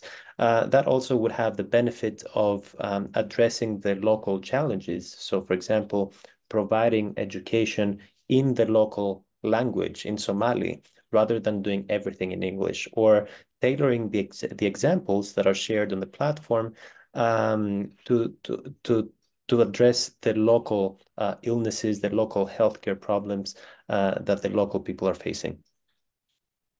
Merci, merci beaucoup, Petros. Ben, je crois qu'on va passer au chat. Caroline, je te laisse la parole. Il y a une question de Aïna qui était tout au début, en fait, sur le dysfonctionnement potentiel de l'économie si on n'a pas l'éducation qui va bien pour pouvoir utiliser la technologie. Alors, je pense qu'on a eu pas mal d'exemples, mais peut-être que vous pourriez expliquer un peu plus en détail en quoi le numérique nous permet en fait de renforcer aussi l'éducation qui va avec l'utilisation du numérique. Je ne sais pas si je suis claire, mais j'ai l'impression qu'il est question de littératie numérique, un thème que, par exemple, Sandrine avait évoqué partiellement. Est-ce que vous pourriez peut-être développer comment ça contribue en fait, à essayer de combler ce côté potentiel? Jean-Michel, peut-être, c'est un des points que tu as évoqué en introduction, hein, les enjeux d'éducation, quoi. Oui, enfin, pour moi, il y a différents niveaux. Quand on parle de littérature numérique, c'est déjà le simple fait que les gens sachent utiliser les outils numériques pour leur vie au quotidien, dans un continent où il y a un taux d'analphabétisme qui est encore élevé. Alors, cela dit, c'est pas aussi complexe qu'on pourrait peut-être le penser vu d'Europe. Et d'ailleurs, c'est je crois Erwan qui le disait en début d'introduction de son intervention à tout début. Typiquement, pour utiliser du paiement mobile ou certains services, il n'y a pas besoin d'avoir un smartphone et d'écrire des très longs textes. L'USSD, alors pour ceux qui ne savent pas, c'est des codes qu'on peut utiliser de type dièse, 2, 3 dièse, etc., peut permettre de faire un certain nombre de transactions. Donc, quelque part, on n'a pas besoin d'être un fin lettré pour pouvoir utiliser ces outils. Après, quoi qu'il en soit, et indépendamment du niveau de culture générale, ce qui est le cas aussi en France. En France, on estime qu'on a 20% de gens qui ne savent pas utiliser les outils numériques. Donc, c'est un véritable enjeu aussi en Afrique. Donc ça, je dirais, c'est un peu le socle de base. Et après, toutes les formations au numérique, parce qu'on manque d'emplois dans le domaine du numérique, et il y a beaucoup d'organisations, je pense aux bailleurs de fonds, je pense aux organisations internationales comme l'OIF, qui a tout un programme qui s'appelle Déclic pour la formation au numérique, et utiliser les outils numériques, y compris pour ceux qui demain pourraient avoir des emplois. On estime qu'il manque 5 à 6 millions de gens sachant faire du code en Afrique. Donc des jeunes qui pourraient, ou des moins jeunes d'ailleurs, qui pourraient avoir des emplois et qui ne l'ont pas parce qu'ils n'ont pas la formation de base. Donc oui, c'est un vrai sujet. Et puis moi, ce que j'évoquais au début, c'est au-delà même des questions numériques, en quoi le numérique peut aider l'Afrique à le relever ce défi plus global, hein, au-delà du numérique, et qui est un vrai sujet de l'inclusion pour le coup, et de donner une éducation aux jeunes qui sont déjà nés et qui vont naître dans les 20 prochaines années. C'est un enjeu absolument crucial dans un contexte où beaucoup de pays n'ont pas les infrastructures pour recevoir les jeunes, ne serait-ce que les classes, et surtout où il manque de professeurs. Car l'enjeu numéro un de la formation, de l'éducation en Afrique, et là je parle à tout niveau, hein, pas que l'éducation supérieure, c'est juste le manque de professeurs. Et malheureusement, ça ne s'invente pas.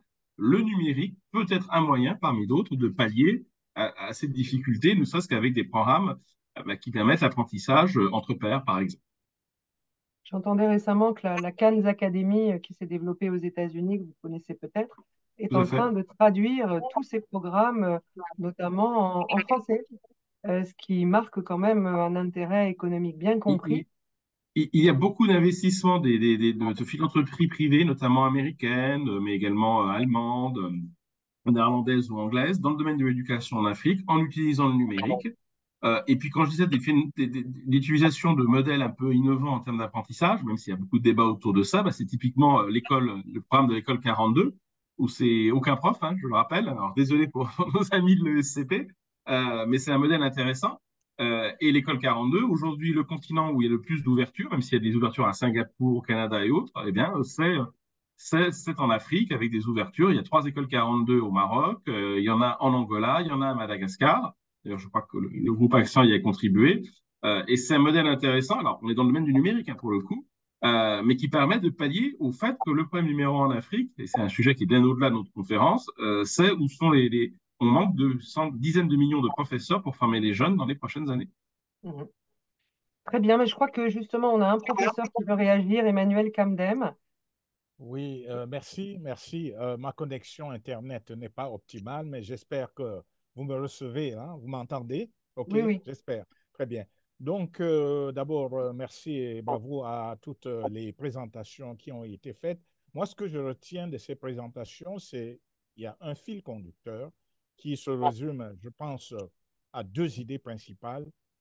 Pas d'énergie électrique, pas d'inclusion numérique. Okay. Alors, cela veut dire quoi? Cela veut dire que la condition sine qua non pour réussir l'inclusion numérique, la transformation numérique, c'est de pouvoir disposer de l'accès à l'énergie. Et je trouve qu'on a déjà une piste de solution dans la présentation de Sandrine sur l'expérience Baobab pour la production des kits solaires qui ne nécessitent donc pas d'investissement aussi important que les investissements qu'il faut pour construire, par exemple, un barrage hydroélectrique pour exploiter un puits de gaz ou de pétrole. Ce qui m'amène donc à poser la question à Sandrine. Les pays, je note que parmi les pays concernés par l'implémentation de cette expérience, il n'y a pas le Cameroun. Je suis très intéressé de savoir qu'est-ce qui pourrait être fait pour que cette expérience soit développée en Afrique, sachant que, et je vais terminer par là, que l'Afrique est quand même le leader mondial en termes d'irradiation solaire. C'est le plus fort potentiel mondial d'irradiation solaire avec le désert du Sahara au nord du continent et le désert du Kalahari au sud-ouest du continent. Donc voilà, j'arrête ici mon intervention et espère que Sandrine pourra me reconforter là, dans la possibilité d'implémenter ce système au Cameroun. Merci. Alors, Sandrine. Juste rapidement, alors on a déjà pas mal de pain sur la planche avec les 6 pays dans lesquels on est. Donc le Cameroun n'est malheureusement pas tout de suite prévu dans le déploiement. En revanche, il y a beaucoup d'entreprises comme nous qui sont déjà présentes au Cameroun. Donc Emmanuel, je me ferai un plaisir de vous les communiquer après la conférence. Merci. Sachant qu'Emmanuel a actuellement un problème d'accès par problème d'instabilité du réseau. Exactement. Merci à tous. Eh bien, écoutez, on va faire j'ai arrêté ma caméra. Oui, c'est ça. On va faire une petite pause musicale et on se retrouvera donc dans 6-7 minutes pour aborder notre dernier thème. À tout de suite.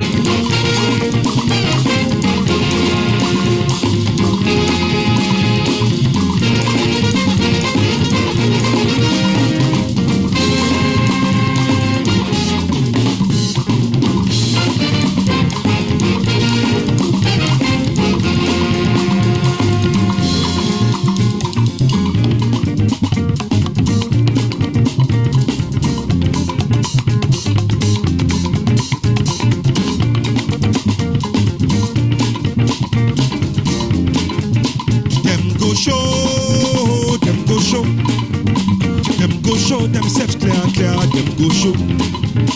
Them go show opposite people. Them go show themselves clear, them go show. Anywhere them day, anywhere them go. Them go show themselves opposite people. Anywhere them day, everywhere them day. Them they show themselves opposite people. Everyone they dance for enjoyment. Everyone they talk for communication. Everyone they hear for ideology. Everyone they think of in progress. Everyone they dance for enjoyment. Everyone they hear for ideology. Everyone they talk for communication. Everyone they think of in progress. Na look he won't show himself. Opposite people, I say look he won't show himself. Opposite people, I say look he won't show himself. Opposite people, I say look at the thing, he won't show himself. Everyone they dance, him go push, everyone they talk, him go shout, everyone they hear, him go drink, everyone they think, him go sleep, everyone they dance, everyone they talk, everyone they hear, everyone they think, everyone they dance, him go, everyone they talk, everyone they hear, everyone they think, everyone they dance, him go, everyone they talk, him go, everyone they hear, him go, everyone they think. He can see, he won't show himself. They won't show themselves. They won't show themselves. They won't show themselves. They won't show themselves. They won't show themselves. Opposite people. Opposite people. Opposite people. Opposite people. They won't show themselves. They won't show themselves.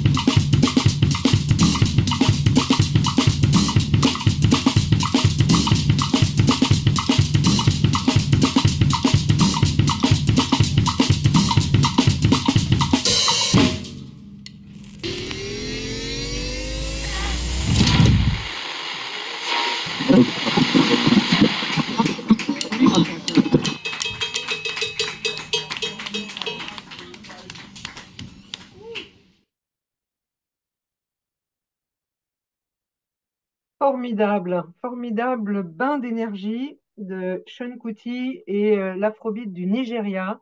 Je pense que ça nous aura donné à tous du peps pour aborder notre troisième thème. Alors, on va parler maintenant, on l'a bien compris, on l'a bien compris, on va le développer, mais tout ce qui a été dit précédemment fait émerger le thème des nouvelles collaborations, des nouvelles gouvernances et des questions aussi de nouvelles régulations vertueuses. Donc, on va aborder ce thème et pour commencer, une petite vidéo sur la plateforme qu'a étudiée Petros, qui est Africa Medicine. Medicine Africa, pardon. Medicine Africa uses technology to help deliver sustainable healthcare projects in low-resource settings. we bring technological expertise to partners and organizations who want to maximize their impact and overcome technology challenges in specific regions. We saw an opportunity to use technology to address the mismatch in resourcing between places that had more resource and places that had less resource. And back in 2008-9, when we started doing it, the situation in Somaliland was that they were just starting to use internet technologies in a bigger way, and therefore we felt that there was a potential to use the internet connectivity between the UK health system and the Somaliland health systems in order to create a platform for exchange of skills and resources to build capacity in the Somaliland health workforce. And the ECG was also not remarkable, and this is a chest X-ray. So what do you think about this chest X-ray? Medicine Africa has been part of sustained partnerships that have enabled doctors and students to learn from overseas specialists and build healthcare capacity in their own country. Yeah, this is Jibril Hamdullah. I'm from Somaliland. I am a practicing psychiatrist, and also I am actively involved in public health programming and academia in Somaliland. Like people like me who were living in Somaliland, and Somaliland was that time an isolated spot on earth. Then this was the only way we could interact with international colleagues, a way to improve our own English skills, and our own ways of learning how to present to an international audience or someone with a different background, and learning from international colleagues how to present, how to do your write-ups, and how to improve your learning. The benefits were so overwhelming for us. Yeah, my name is Hassan Ali Daoud. I'm a newly graduate from Hamid University. We have used Medicine Africa for several courses. It's easy to use when it comes to technical and easy to understand, and the tutors are very expert, and so it's like someone who has been given a gift. Our senior doctors are only their first postgraduate, but we used to receive another role models from the overseas. Medicine Africa continues to work on a number of projects with international partners to fulfill our vision of using technology to ensure any individual can have access to quality healthcare. Voilà, on voit dans le contexte de cette plateforme particulière différentes parties prenantes, et on va donc explorer cet aspect ensemble. Je vais commencer par poser la question à Erwan. Quels sont les enjeux, les leviers et les obstacles à la coopétition nécessaire entre les acteurs des écosystèmes des fintech? Merci. Alors, en fait, alors, comment dire ça? En fait, ce qu'on voit dans notre industrie, on est passé de quelque chose qui était assez monolithique. Donc, je vais rester sur la partie fintech, hein, mais on est resté à des choses qui étaient assez monolithiques avec l'émergence du mobile money, parce qu'on avait en fait un type d'acteur dont on fait partie, qui couvrait tout le champ, en tout cas qui était un peu la seule réponse à l'inclusion financière. Donc, c'était le mobile money, très souvent supporté par des opérateurs, promus par des opérateurs télécoms. Ce qu'on voit depuis quelques années, alors ça dépend des pays et c'est lié à la première thématique dont on a parlé, qui est les infrastructures, etc. Mais notamment via les infrastructures, via de l'investissement, via le numérique, on a un foisonnement, alors qui n'est pas encore nécessaire, mais qui est réel, de nouveaux acteurs et d'innovation. Et donc, ce qui se passe, c'est que il y a de la spécialisation, comme toujours, on va dire de la segmentation. On a des fintechs qui se spécialisent, par exemple, dans le prêt d'argent.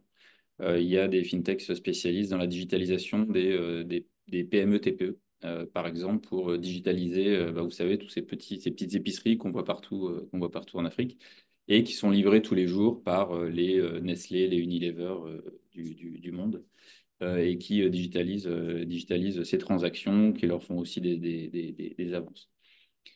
Donc, ce qui se passe en fait dans notre secteur, c'est que on est amené, nous aussi, à faire des choix. C'est-à-dire qu'on ne va pas pouvoir couvrir tout le spectre des besoins, et d'ailleurs, c'est bien normal. Et dans ces cas-là, nous, on doit choisir nos combats. C'est-à-dire que là où on pense qu'on apporte de la valeur, là où on va avoir un avantage compétitif. Donc pour ce qui concerne Action, pour donner un exemple, donc au-delà de donner des comptes qui permettent de sécuriser son argent, de le transférer, on a quelques axes stratégiques, notamment autour des solutions de financement, donc de prêt d'argent, d'épargne aussi, où ça, ce sont des choses qu'on fait, qu'on essaie de faire le plus possible en propre. À Madagascar, par exemple, on a pris une licence de banque commerciale pour notre fintech, ce qui nous permet de prêter sur nos propres fonds. Et c'est très important. On a la partie paiement également sur lequel on travaille beaucoup pour digitaliser tous ces paiements en cash qui se font chez ces épiciers. Et puis le troisième, c'est là où on va venir à la fameuse coopétition. C'est un peu ce qu'on appelle notre positionnement écosystème. En fait, pourquoi j'en parlais, c'est que on pourrait être compétiteur sur tout un tas de domaines, mais on choisit de collaborer avec des gens qui pourraient être nos compétiteurs. Et comment on collabore?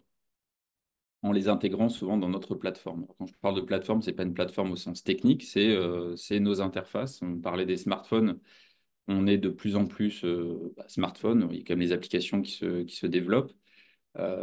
Et là où on est très fort, nous, c'est dans tous les pays où on opère, on est généralement une des applications les plus populaires, puisque les gens ont beaucoup d'appétit, on va dire, pour les solutions de paiement. Et ce qu'on va faire, par exemple, c'est intégrer des tierces parties directement dans notre application, qui va leur donner un accès à notre base client, avec des coûts d'acquisition, comme on dit, très faibles, puisque finalement, c'est déjà nos clients et leur service va être visible. On va leur permettre, on parlait de tout ce qui était identité digitale la dernière fois, on va permettre avec l'accord des clients de partager des données de ces clients avec ces tierces parties, de l'identité de ces clients avec les tierces parties pour leur permettre d'offrir les services. Et donc, ce faisant, ça peut être par exemple une application de prêt d'argent, même si c'est un axe stratégique pour nous, ce sont des choses qu'on fait. Ce faisant, on va favoriser l'émergence de ces acteurs, en tout cas leur passage à l'échelle, comme on dit.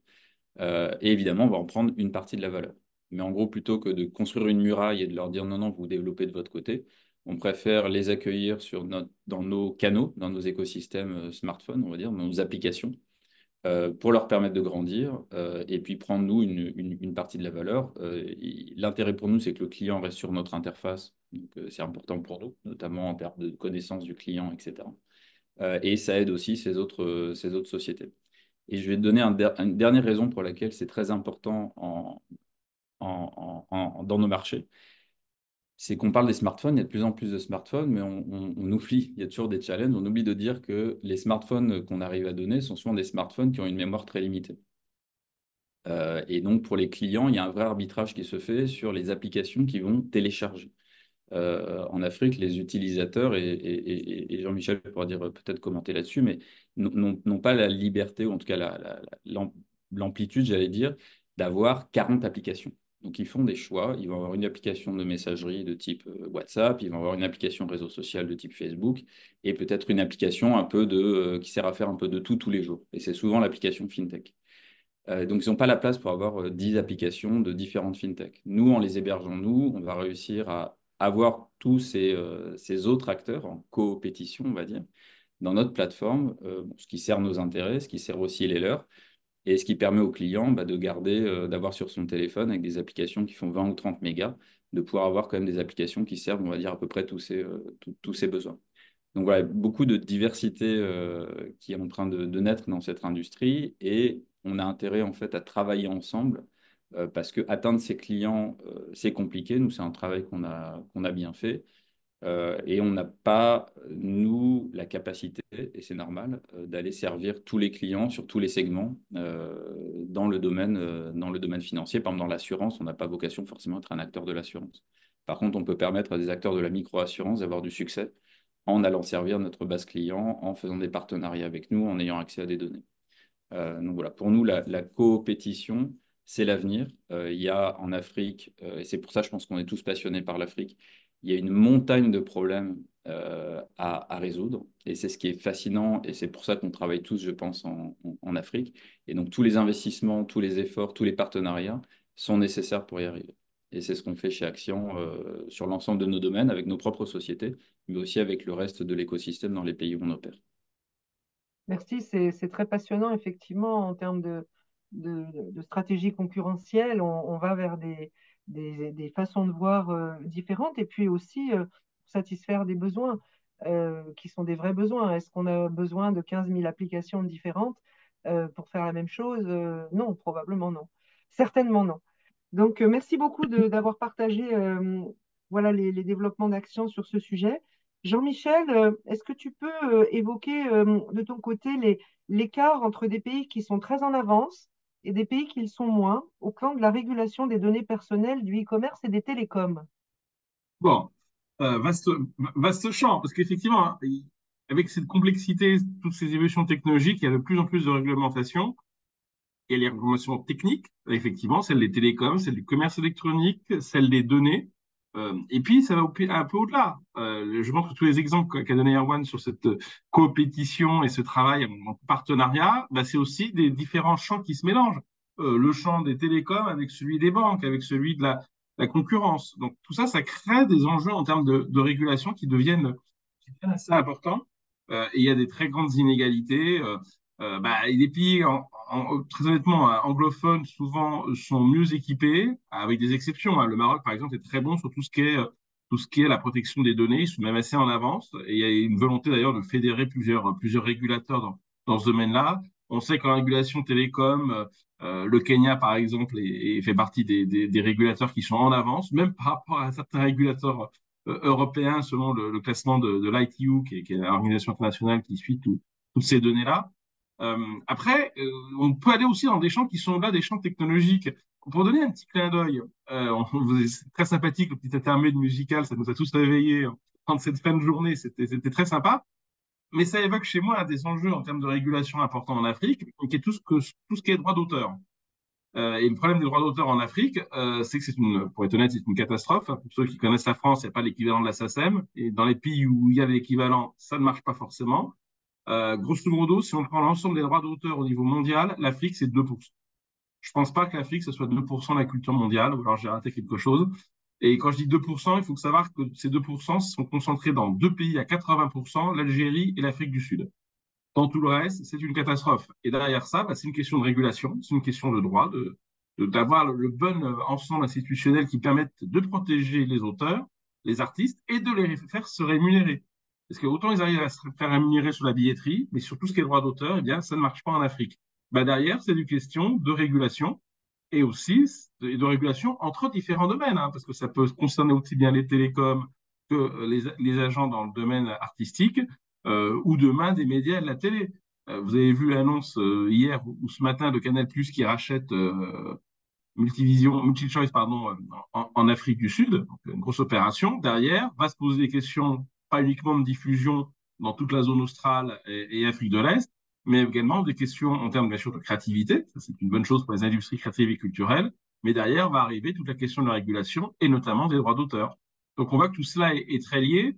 Et l'un des enjeux du numérique, c'est que ça permet de dématérialiser les moyens de paiement, on l'a déjà évoqué, donc toute la traçabilité qui va avec, y compris l'aspect fiscal, hein, les taxes, hein, ne faut pas se leurrer.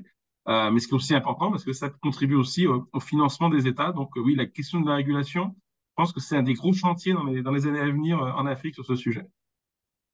Très bien, merci beaucoup. On voit la complexité et les imbrications de toutes ces problématiques les unes avec les autres. Je reviens à Petros. Petros, according to you, what can enhance this type of collaboration for Medicine Africa between the UK doctors and the local doctors and the students? First of all, I'm glad we watched the video on Medicine Africa so that everybody gets kind of a taste of what it is about. So thank you for showing this. And just in terms of how to enhance those types of collaborations, in Medicine Africa, we saw something very interesting. And we saw that the digital platform, it's not just the technology that enables knowledge transfer and education, but it is something bigger. And that bigger thing that we saw was the creation and the emergence of a community, and a community of people that comprised a group of doctors in the UK and a group of people that studied or practiced medicine in Somaliland. What we saw was a very interesting phenomenon, which we call digital activism. So people were not joining. So the doctors in the UK who gave up their time to teach on the platform did not do this for money, for example, but they did this for out of interest. They wanted to do something interesting.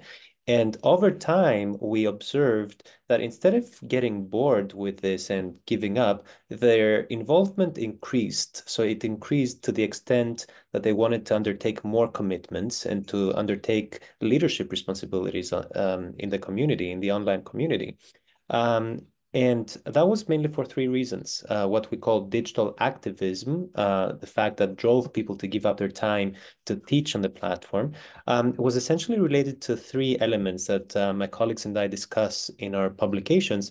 And those were the elements of philanthropy. They wanted to do something that was philanthropic in a way. The element of reciprocity, and that was in terms of, that was seen by people that were originally from Somaliland, but they were living in the UK and they were teaching on the platform. And by the element of doing a moral activity. So teaching on Medicine Africa was seen as something good for the social good. So this is what could motivate people to increase their commitment, and not only for one-off activities, but over time. On est dans le domaine de la création. Sorry, we are in the domain of the creation of social value. And this is very, very clear in your example. Thank you, Petros. Je passe à Marthe et on revient à la nature. Est-ce que tu pourrais illustrer en quoi le numérique peut contribuer à innover dans le domaine de la valorisation de la nature, comme tu nous l'as expliqué, mais au sein d'une communauté complète de parties prenantes? Oui, j'ai envie de partager un travail qui est encore expérimental, mais qui peut très bien illustrer comment est-ce que le numérique peut accompagner déjà une meilleure répartition des rôles, des responsabilités, des coûts et des bénéfices, pas entre des communautés humaines seulement, mais entre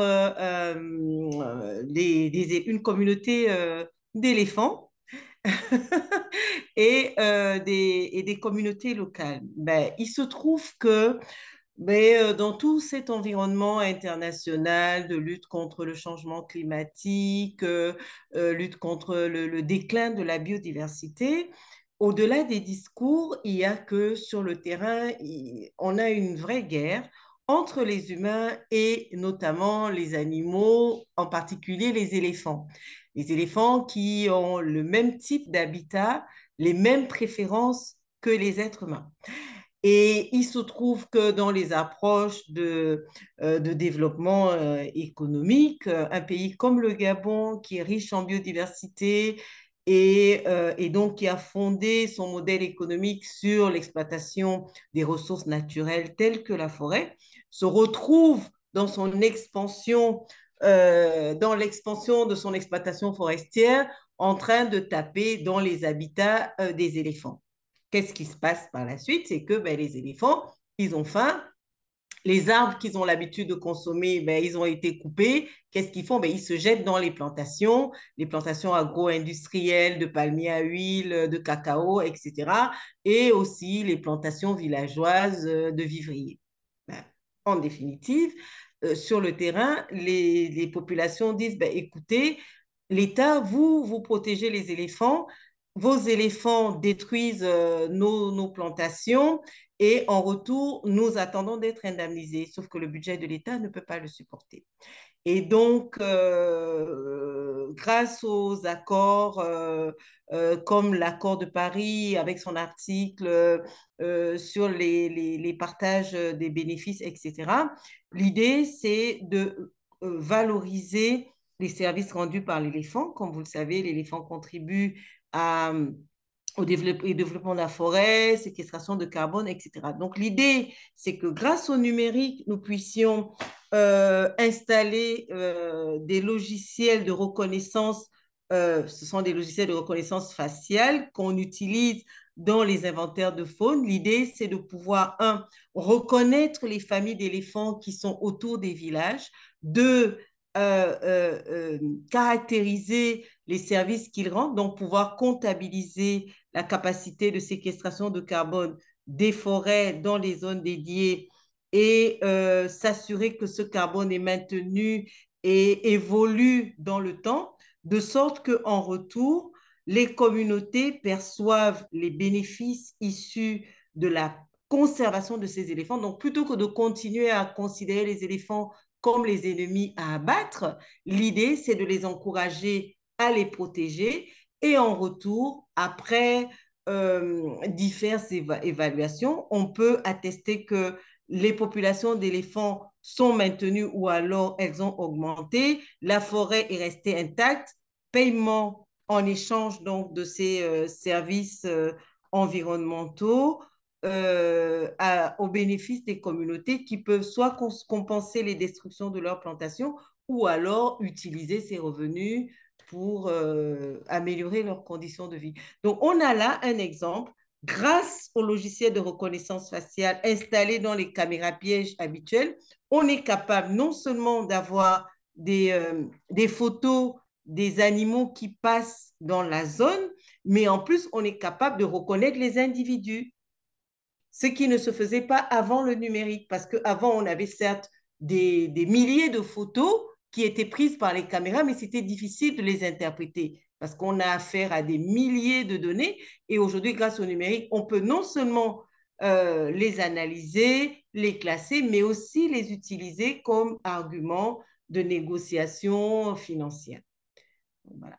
C'est tout à fait formidable. J'aime beaucoup la notion de partie prenante humaine et non humaine et comment le numérique peut nous aider à comprendre ces différentes manières d'exister sur des mêmes territoires. Merci beaucoup, Marthe. Je vais passer à Petros pour une conclusion, a conclusion about Medicine Africa. You explain many aspects of this collaboration. Can you share with us one or two, best lessons learned from this case study in terms of collaboration? Yes, I'm going to share 4 learning items, but I'm going to be very brief. So number 1 is that digital platforms, so digital innovations in general, such as the Medicine Africa platform, are able to create social value for not only for those that participate in the platform, but for the wider communities as well. Number 1. Number 2, it's not just the technology, but it's also the people and how they use it. And we can, of course, expand, but we can use this as food for thought for now. Number 3, platforms bring with them problems. It's not just creating value.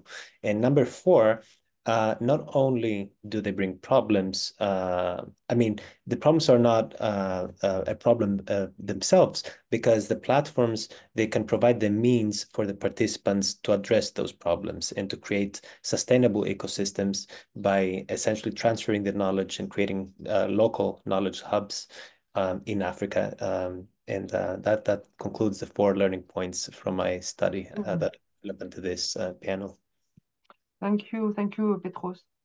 And the last question would be, before we move to the conclusion, for Jean-Michel, can you give us example, peux-tu nous donner, pardon, je me mélange, des exemples d'utilisation de la blockchain pour la régulation du budget des États et notamment face au problème de la corruption?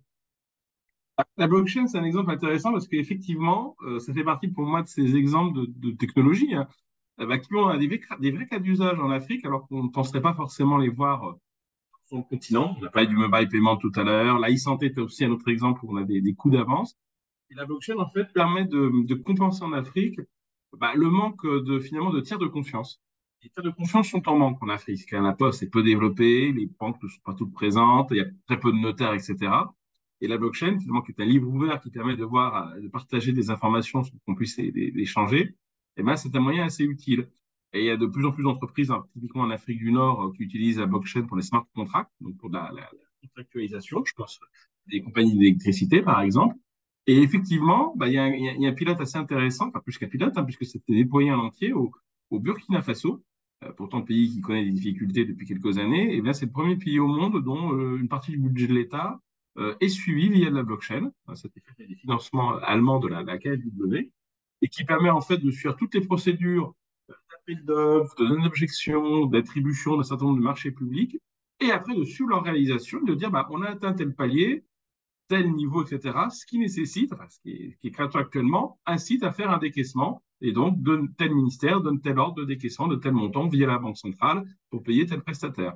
Et c'est super intéressant parce que ça permet d'avoir un suivi déjà assez transparent de ce qui se passe, de faire gagner du temps parce que dans des pays où bah, voilà, le système postal est un peu déficient, plus des pays qui ont des complexités en termes de sécurité, et bien le faire d'une manière digitale fait gagner énormément de temps. Et puis, c'est aussi une manière de lutter contre la corruption. Et alors, l'Éthiopie l'a aussi développé, la Tunisie est en train de le faire, mais on retiendra dans l'histoire que le premier pays au monde qui a doté une partie de son budget d'un suivi via de la blockchain, eh bien, c'était en Afrique, c'était au Burkina Faso, et c'était il y a 2 ans, donc c'est pas si vieux que ça. Donc, c'est aussi un exemple illustratif de cette capacité d'innovation qu'on peut avoir sur le territoire africain, avec des solutions qui sont très simples. Hein. Encore une fois, on ne fait pas des choses c'est pas la technologie pour la technologie, c'est utilisons ce qu'une technologie peut apporter pour aider à un contexte qui est parfois plus compliqué. C'est vraiment faire avec ce qu'on a et c'est tous les aspects d'innovation frugale. Merci beaucoup, c'est Exactement. un très très bel exemple. Bon, ben, on va arriver à notre conclusion. Alors là, ça va être difficile pour chacun d'entre vous. Je vais vous demander de répondre à la question suivante. L'Afrique restera pionnière vraiment si et seulement si.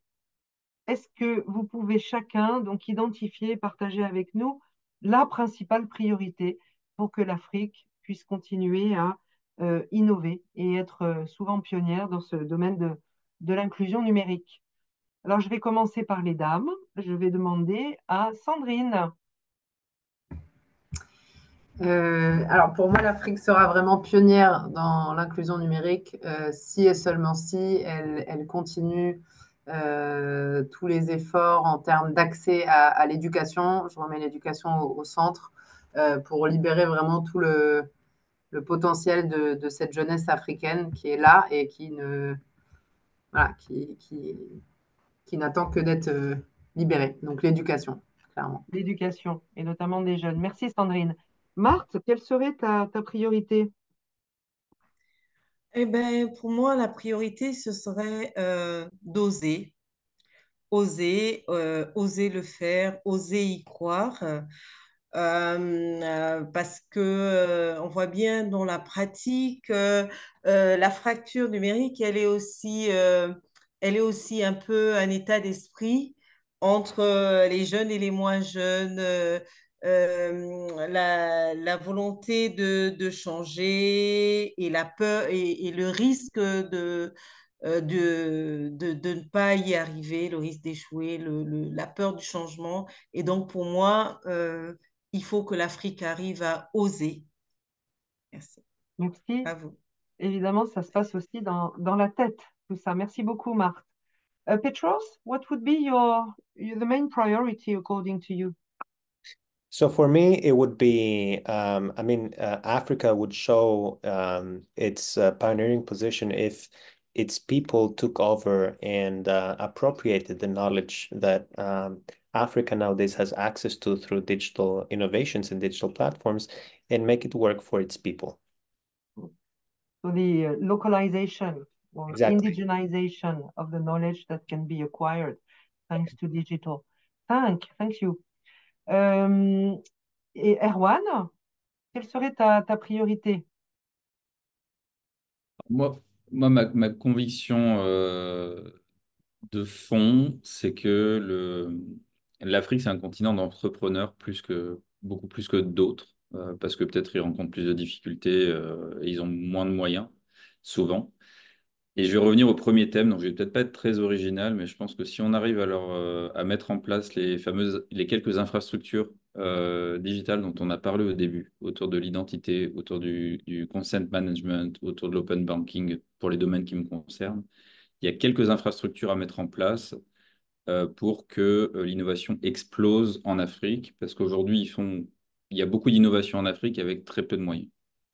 Donc pour moi, le seul sujet de l'Afrique, c'est qu'on arrive tous ensemble les bailleurs, les États, les régulateurs, les investisseurs à mettre en place les quelques infrastructures qui vont permettre d'exploser en termes d'innovation, parce que l'Afrique des entrepreneurs n'attend que ça. Et il y a besoin que de ça. Tout le reste, à mon avis, arrivera avec ça. C'est ma conviction. Très bien, merci beaucoup. L'idée de toutes ces parties prenantes à travailler ensemble. Et c'est un sujet qu'on n'a pas évoqué, dont on parlera peut-être dans une prochaine table ronde, mais tous les partenariats publics-privés en particulier, mais pas seulement. Merci beaucoup, Erwan. Et puis Jean-Michel, ben, on te laisse le mot de la fin pour toi, la priorité. Bah, d'une part, j'étais d'accord avec tout ce qui a été dit avant, donc c'est un peu dur de passer le dernier. Alors, je vais volontairement être grossier. Je vais dire bah, le cash, le cash, le cash. Parce que tout ce qu'on a évoqué, bien sûr qu'il faut des compétences, de la volonté, de l'entrepreneuriat, donc des hommes et des femmes hein, pour le faire, ça ne s'invente pas. Mais il y a aussi besoin de financement. Et quand je dis financement, c'est pas que des dons et que c'est des subventions. Ça peut être des prêts, ça peut être aussi de l'investissement. On parle d'entrepreneuriat, il faut aussi des gens qui investissent dedans et qui prennent le risque et qui y croient. Je rappelle une réalité, hein, l'Afrique est 4 fois moins financée ensemble que le reste de toutes les économies du monde. 4 fois moins. Encore aujourd'hui, et le numérique est aussi concerné, donc je pense qu'il y a quand même une vraie question et qui est collective, parce que c'est pas, ça regarde aussi bien les États que les individus, les banques de développement que les investisseurs privés. Je pense que même si on fait du frugal, on l'a déjà dit plusieurs fois, à un moment donné, le numérique, c'est pas gratuit. Il y a besoin d'infrastructures, plusieurs l'ont dit, il y a besoin de former, tout ça, ça a un coût. Et donc, il y a quand même une dimension importante qui est aussi le financement. C'est un peu plus terre à terre, mais comme les autres ont eu des belles envolées auxquelles je souscris, je me suis permis de faire ce petit rappel. Non, mais c'est souvent, au bout d'un moment, le nerf de la guerre, comme on dit, même si ce n'est pas une condition suffisante. Non, Écoutez, non. merci à tous, parce que franchement, je crois qu'on a eu de très beaux échanges. On va terminer par un dernier nuage de mots. On voudrait voir un petit peu pour les participants à cette table ronde qui nous ont donc écoutés. La question maintenant, c'est avec quoi vous repartez? Avec quoi repartez-vous? Donc, vous pouvez utiliser le QR code.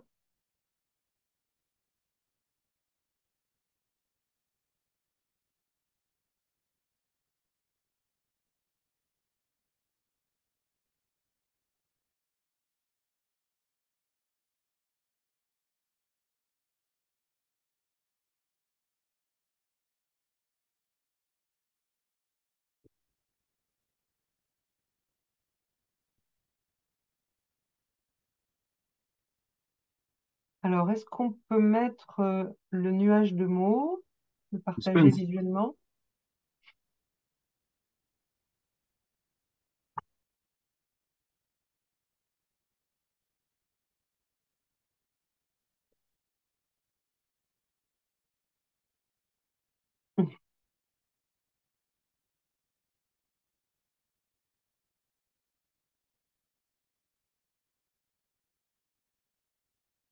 Pour l'instant, ça fait un beau résumé.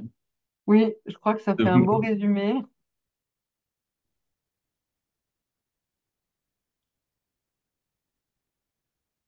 On attend encore peut-être une minute. Oui. Alors moi, ça ne marche pas, je n'ai pas réussi à me connecter, mais j'aurais mis début de l'histoire, parce que je pense que sur tous nos sujets, même s'il y a des belles choses qui ont été faites, on est vraiment au début de l'histoire hein, sur le numérique et l'inclusion. Non, je suis d'accord. Moi, je vais tricher, j'ai dit tout.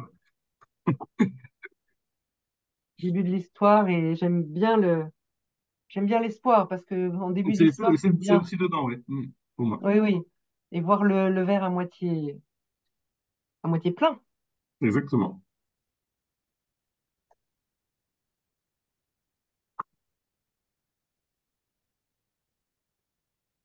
Bien, bah, je crois que c'est un peu statique. Je ne sais pas si ça fonctionne très bien, mais c'est une très belle Tout à conclusion. l'heure. Elle se suffit à elle-même, je crois. Je voulais vous remercier vraiment les uns les autres le temps que vous nous avez accordé pour préparer cette table ronde, pour nous rejoindre pendant 2 heures, ce qui est quand même un temps assez long. On aimerait pouvoir se voir des visus, mais quand on travaille sur l'international, c'est pas possible. Merci le numérique. Et puis en conclusion, je voulais vous dire 2 mots sur l'évolution de la chaire, innovation responsable en Afrique. On a créé, comme vous le savez peut-être, une option de Master 2 sur ce sujet, qui nous a amené à recruter pour moitié des étudiants africains, notamment des ingénieurs au Cameroun, au Sénégal et en Côte d'Ivoire, que nous avons apparié, si je puis dire, à des étudiants de l'ESCP de nationalités variées. La première édition de cette option a eu lieu au semestre précédent.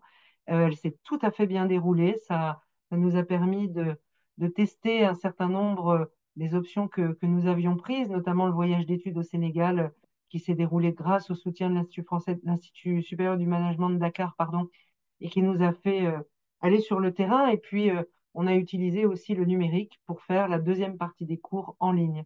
Alors, nous sommes actuellement en train de recruter la deuxième promotion.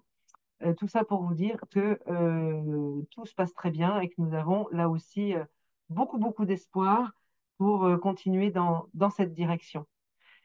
Merci à tous, très bonne soirée et puis à bientôt.